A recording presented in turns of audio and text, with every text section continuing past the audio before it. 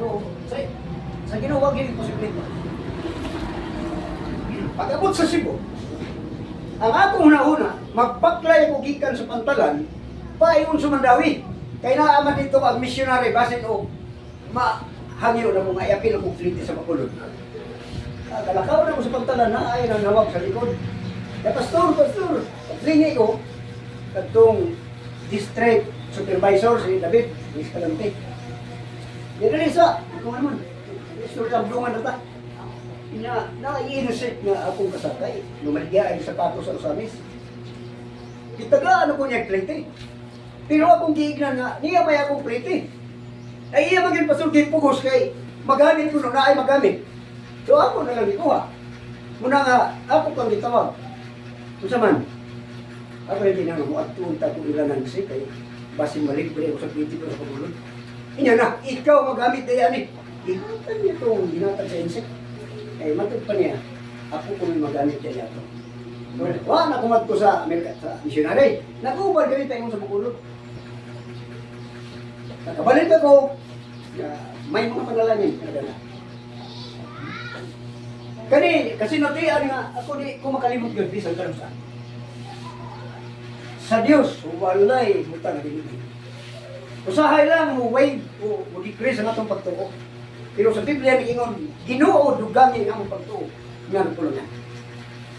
Di mo na nga sa ato watay mahimo. Hindi ka mo salig kita. Kaya hindi mo kahimo kung milagro. Kaya wala sa desierto, posible may tubig yung awas. Pareha sa panahon nila niya. Okay, padayon ta. Kung musukot ka, apil na ang imong proteksyon o ang imong pagpangihanay. Ari kita kang Moses. Si Moses, gisugod sa Dios, pero daghang babag nga iyang nakita. Atong masang, una, Exodus 3, versikulo 3 pa yun sa Lusi. Musa, umari ka maron o pagasuon ko ikaw, ngadto kang paraon.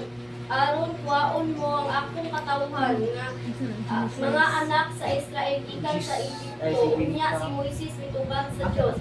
Kinsa pa ako aron ako muadto kang paraon o magakuha ikan sa Egypto sa mga anak sa Israel.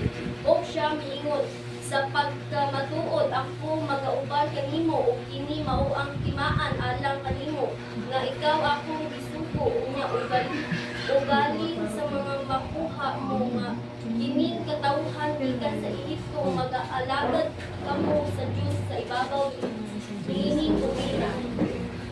Si Moses gisugo. Giingan siya nga wadto kadang panahon, hinumduman ta siyang panahon hari.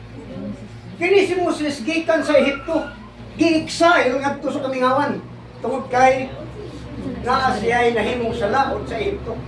Usa gi-exile siya dito sa kamingawan. Sa dito na siya sa kamingawan, duwadto siya sa usa ka lugar. Di nakita niya dito ang iyang asawa nga ang amahan si Jethro. Sa dihan ng anak na sila, ug duha, niining panahon na gitawag si Moses. Gikan atong nagdilaab na usa ka bus man sa English na ato dinhi murag eskudiya. Nagdilaab mo eskudiya. Tawag kang Moses. Ug gisugo si Moses nga umatto ka kang panahon. Hinong naman ka si panahon hari. Ug si Moses exile kay may atraso sa Ehipto. Nya adto pa siya sa Ehipto gisugo. May atraso siya kay nakapatay man sa dito Ehiptohan. Tungod sa iyang paglaban sa iyang kadugo. Matong exile siya. So, bisan may atraso siya, mana sa diyang gisugo, unang babag na iyang nakita ang iyang kaugalingon. Matod pa niya, kinsa man ako nga mo adto. Kagingon ng Dios nga, ako magauban kanimo.